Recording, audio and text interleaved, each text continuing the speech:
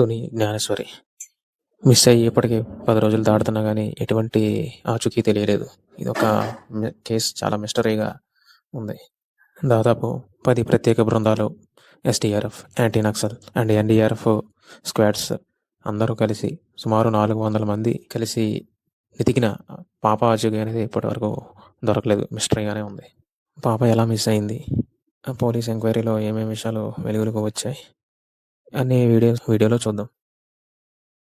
ఈ మిస్ అయిన పాప పేరు జ్ఞానేశ్వరి. తనకి సుమారు 2.5 సంవత్సరాల వయసు ఉంటుంది. ఆమె తండ్రి పేరు గణేష్ అండ్ తల్లి పేరు భవాని. ఈ గణేష్, భవానీలకు 2 పిల్లలు ఉన్నారు. ఇందులో పెద్ద అమ్మాయి జ్ఞానేశ్వరి.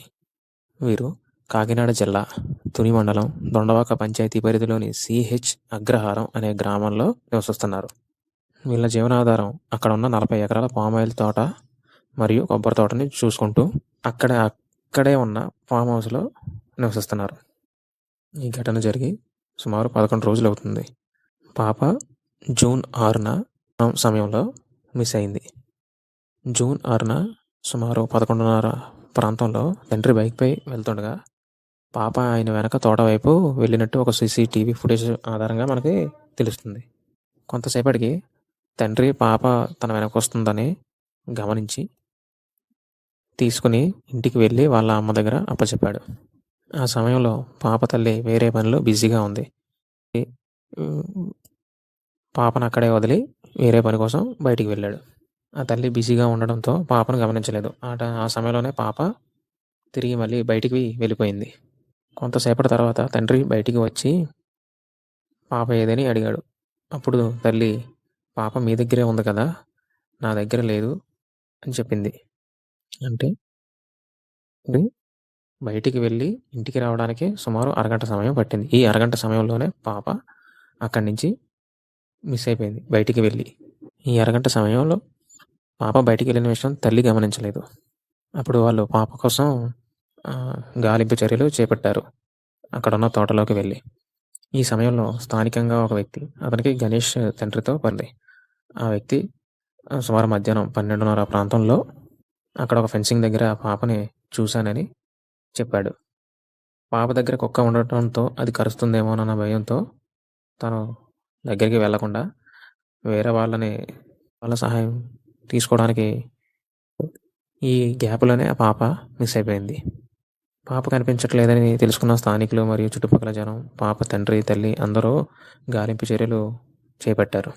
సుమారు 2 గంటల పాటు వెతికి మొత్తం అక్కడ ఉన్న తోట మొత్తం వెతకగా పాప ఆచూకీ అనేది తెలియలేదు. ఈ సమయంలో వాతావరణం కూడా అనుకూలంగా అనుకోవడంతో చివరకు చేసేదేమీ లేక సాయంత్రం 7 గంటల ప్రాంతంలో అక్కడ దగ్గరలోని స్థానికంగా ఉన్న పోలీస్ స్టేషన్లో ఫిర్యాదు చేశారు. ఈ సమాచారం అందిన వెంటనే స్థానిక పోలీస్ బృందం గాలింపు చర్యలు వేగంగా దాదాపు 10 పోలీసు బృందాలు, SDRF and anti Naxal squads రంగంలోకి దిగాయి. దానితో పాటు ఇప్పుడున్న advance technology, drones and highly effective dog squads కూడా రంగంలోకి దిగి పాప ఆచూకీ కోసం మొత్తం కూడా గాలింపు చర్యలు చేపట్టారు. ఈ డ్రోన్స్ అడ్వాన్స్డ్ టెక్నాలజీతో నైట్లు బృందాలు మొత్తం అంతా గాలింపు చర్యలు చేపట్టి కొన్ని పాయింట్స్ని రూల్ అవుట్ చేశారు. అవేంటంటే కొన్ని అనుమానాలు వ్యక్తం చేశారు. ఆ తోట చుట్టూ ఫెన్సింగ్ అనేది ఉంది. ఆ ఫెన్సింగ్ దాటితే అటు వైపు ఎత్తైన కొండలు, గుట్టలు ఉన్నాయి. ఆ ఎత్తైన కొండలు పాప ఎక్కే ఛాన్సెస్ అనేవి నిల్. అంత చిన్న పాప ఎత్తైన కొండలు ఎక్కడం అనేది దాదాపు అసాధ్యం. అయినా కానీ డ్రోన్స్తో అటువైపు ఏమన్నా పాప జాడలు ఉందేమో అని గాలింపు చర్యలు చేపట్టారు. బట్ ఎటువంటి ఆచూకీ తెలియలేదు. పాప తల్లిదండ్రులకి ఎవరితోనైనా గొడవలు కానీ మనస్పర్ధలు కానీ ఉన్నాయేమో అని కోణంలో ఆలోచించి ఎంక్వైరీ చేశారు. పాప తల్లిదండ్రులతో ఎవరికీ గొడవలు లేవు. కానీ ఒక కారుకు సంబంధించి చిన్న ఇష్యూ ఉన్నట్లు తండ్రి తెలిపిన పోలీసులు ఆ విషయాన్ని కూడా ఎంక్వైరీ చేసి క్లారిఫై చేశారు. అండ్ అది క్లియర్ అని తేల్చి చెప్పారు. అండ్ అడవిలో ఏమైనా వన్యమృగాలు ఏమన్నా పాపను తీసుకెళ్ళే అనే కోణంలో ఆలోచిస్తే చుట్టుపక్కల ఎటువంటి వన్యమృగాలు కానీ వాటి అడుగుజాడలు కానీ ఏమీ లేవు. ఒకవేళ ఉండి అటాక్ చేసినా అక్కడ బట్టలు చిరిగి ఉండడం, లేదా పాప యొక్క రక్తపు మరకలు ఏమన్నా ఉండడం, ఇటువంటివి ఉండాలి. అటువంటివి ఏమీ లేవని క్లియర్గా చెప్పారు. ఇలా తోటలో ఏమన్నా కరెంట్ వైర్స్ తగిలిన ఏమన్నా ఉన్నాయా అని కూడా చూశారు. బట్ అటువంటి ఆనవాళ్ళేవి చుట్టుపక్కల కనపడలేదు. పాప మిస్ అయ్యేటప్పుడు పాప యొక్క తల వెంట్రుకలు అండ్ ఆ కుక్క యొక్క తల వెంట్రుకలు అక్కడ ఉండడం గమనించారు. అయితే పాపని ఎవరన్నా కిడ్నాప్ చేసన్నా ఉండాలి, లేదా ఎవరన్నా తీసుకెళ్ళన్నా ఉండాలి. 10-15 నిమిషాల వ్యవధిలో పాపను కిడ్నాప్ చేయడం దాదాపు అసాధ్యమని పోలీసులు చెప్తున్నారు. బట్ దానికోసం చుట్టుపక్కల ఉన్న ఊర్లలో కూడా ఉన్న సీసీ ఫుటేజెస్ అన్నీ కూడా చెక్ చేస్తున్నారు. అయితే పాప ఏమైంది? బట్ ఇంకొక కోణంలో ఆలోచిస్తున్నారు. ఎవరైనా స్పాంటేనియస్‌గా కిడ్నాప్ చేసి పిల్లలు లేని వాళ్ళకి అమ్ముకునే బ్యాచ్ అయ్యుండొచ్చు అనే కోణంలో అనుమానిస్తున్నారు. అంటే ఎవరైనా ఒక స్ట్రేంజర్ ఆ పాపని ఒంటరిగా ఉండడం చూసి అక్కడి నుంచి తీసుకెళ్ళి ఉండొచ్చనేది అనుమానం వ్యక్తం చేస్తున్నారు. అండ్ అక్కడికి జీడి పిక్కలు ఏరుకునే బ్యాచ్ ఒకటొస్తుందని చుట్టుపక్కల ఉన్న స్థానికులు చెప్పారు. ఆ బృందంలో ఎవరైనా పాపను తీసుకొని వెళ్ళొచ్చనే కోణంలో కూడా అనుమానం వ్యక్తం చేస్తున్నారు. పాపతో పాటు వెళ్ళిన కుక్క కొన్ని రోజులకి తిరిగి వచ్చింది. ఆ కుక్క రాగానే పాప కూడా వచ్చేస్తుందని తల్లి భావించింది. కానీ ఇప్పటికి 11 రోజులవుతున్నా గానీ పాప ఆచూకీ అనేది ఇప్పటి వరకు తెలియలేదు. ఆ వచ్చిన కుక్కకి పోలీసు వారు జీపీఎస్ ట్రాకర్‌ని అమర్చి అడవిలోకి వదిలారు. అది లోపలికి వెళ్ళి 50 కిలోమీటర్ల వరకు సుమారు తిరిగి మళ్ళీ వెనక్కి వచ్చేసి అది కూడా అనుమానాస్పదంగా చనిపోయింది.